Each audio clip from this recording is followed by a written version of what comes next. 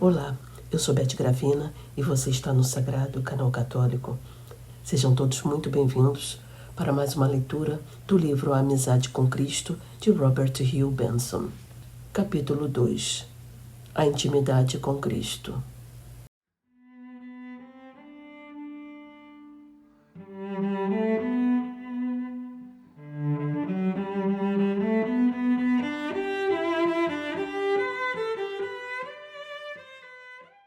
Não é bom que o homem esteja só.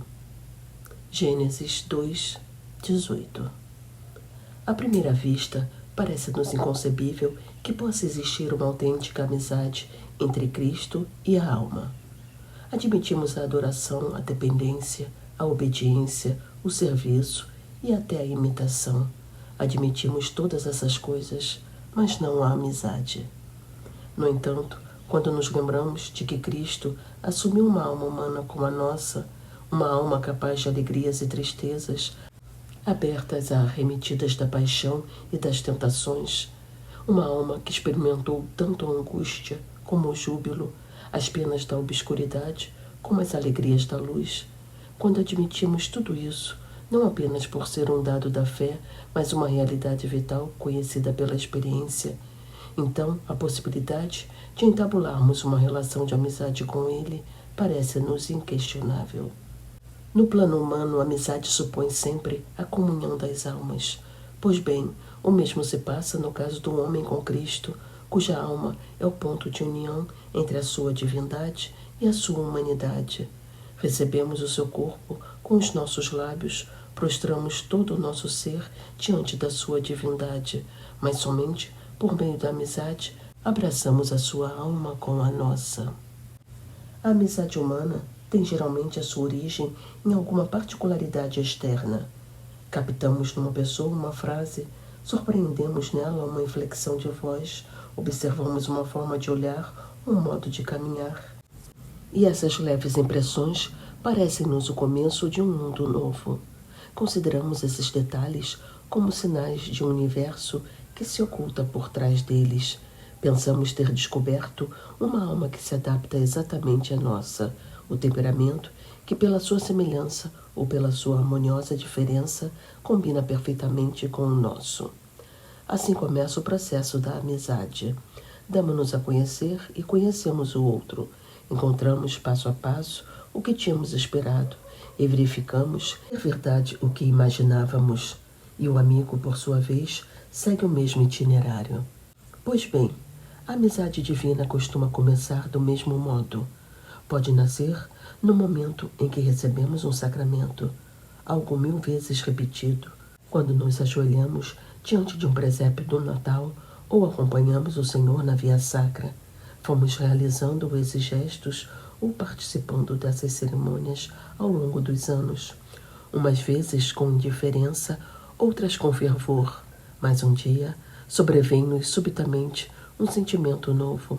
Pela primeira vez, compreendemos, por exemplo, que o menino Deus estende os braços do meio da palha do presépio, não somente para abraçar o mundo, seria bem pouco, mas para abraçar a nossa alma em particular.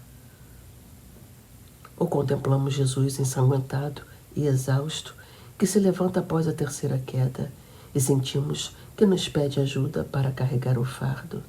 O olhar dos seus olhos divinos cruza-se com o nosso e transmite-nos um sentimento ou uma mensagem que nunca tínhamos associado às nossas relações com Ele. E salta, enfim, a faísca. Ele bateu à nossa porta e nós lhe abrimos. Chamou-nos e nós lhe respondemos. De agora em diante, pensamos, Ele é nosso e nós somos dele. Encontramos, por fim, o amigo que procurávamos há tanto tempo. Aqui está a alma que se compenetra perfeitamente com a nossa.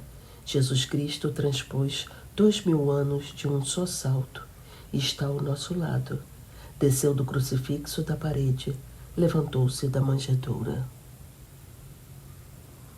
Assim se iniciou a amizade. Agora começam as etapas do seu desenvolvimento. A chave de uma perfeita amizade está em que os amigos se deem a conhecer mutuamente, pondo de lado as reservas e mostrando-se como realmente são. Portanto, a primeira fase da amizade divina é a revelação de si mesmo por Jesus Cristo. Até agora, na nossa vida espiritual, por mais conscienciosa e ardorosa que tivesse sido, havia um elemento predominante de inconsistência.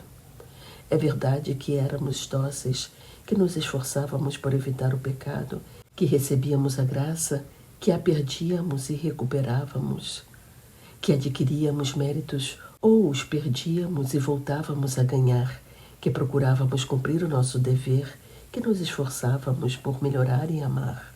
Tudo isso era e é real perante Deus, mas não era para nós mesmos.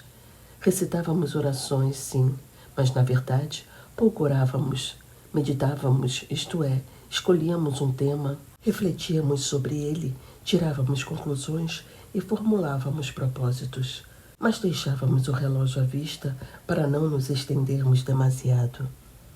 Porém, depois dessa nova e maravilhosa experiência, tudo mudou.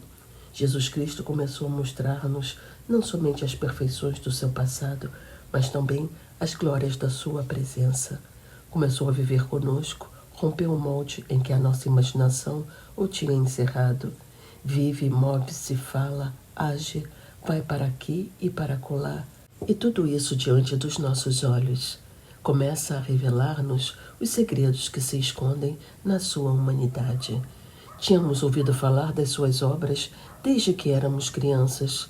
Rezávamos o credo, assimilávamos os conhecimentos da doutrina católica.